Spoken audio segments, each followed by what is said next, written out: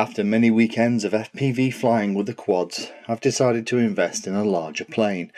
I have a Vapor and a small micro-size Spitfire, but wanted something that would be a great FPV platform, handle low speeds, and also allow me to track my friends' planes in flight and do some in-flight video.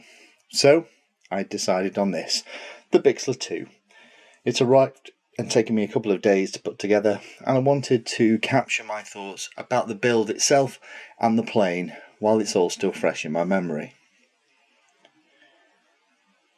First of all, let's talk about the build itself. The build has been pretty straightforward. It goes together nice and easily. If you watch the video on flighttest.com, you'll know what you need to do.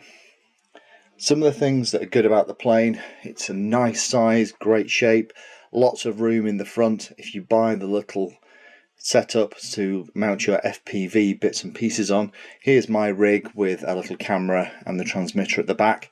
The idea is that this will just replace the canopy and allow me to do the FPV video without too much trouble. But if you actually look at some of the things that aren't so great on the plane, there's one or two things that need to be commented on. The first is that the proper motor that come with it don't appear great quality. I'm going to see what this is like in practice. I haven't made this bird yet, but we'll see what it's like. It seems to be quite a loud motor, and lots of people online seem to have replaced it, so I may end up doing the similar thing. The other thing that's frustrated me was the flaps on the model. Now, rather than actually design the flaps so that the servos are the same way round, so that you can just use a Y cable, they've actually, similar to the ailerons, put the servos in different positions. So you have to do a couple of things: either use a servo reverser or use a mix in your radio, and I'll do a separate video to show the mix that I've done. And here's the flaps in operation. I've managed to work out a way with the DX7 to give me 3 position flaps, so up, halfway and down.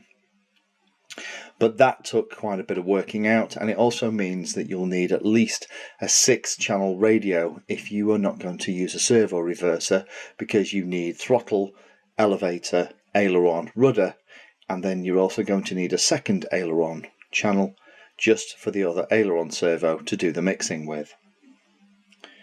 The third thing I'll talk about is the fact that you do absolutely need to buy a couple of good servo extensions when you put this thing together.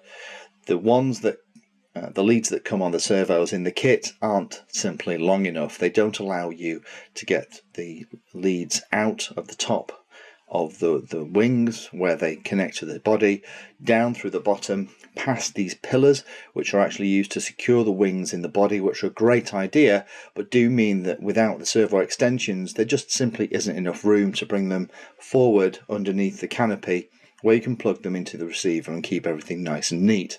They should have the servo extensions in the kit, and they should have 4 of them: 2 for the servos for the elevators, for the ailerons, and 2 for the flaps. So when you order this, make sure you order those extra servo extensions.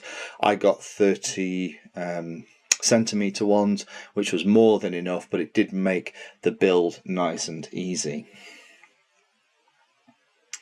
The final thing I'll talk about is the manual itself. The manual isn't fantastic at all. It's very, very basic. You'll learn everything in here from the flight test video. The only interesting thing is that it does give you an idea of how far back the centre of gravity needs to be, but it isn't, or doesn't appear to be on my model, marked up in any way. So that's something that's worthwhile taking a pen and popping a couple of dots onto the wings, so that in the field you can just double check the balance. So in summary, very impressed with the plane, really like it, can't wait for some great weather to get up there, but just for the sake of a couple of small changes, it would have made a fantastic build experience and a little bit less frustrating. So, see my other video for how I did the mixing for the flaps. Please comment and subscribe, and thanks for watching. Happy flying!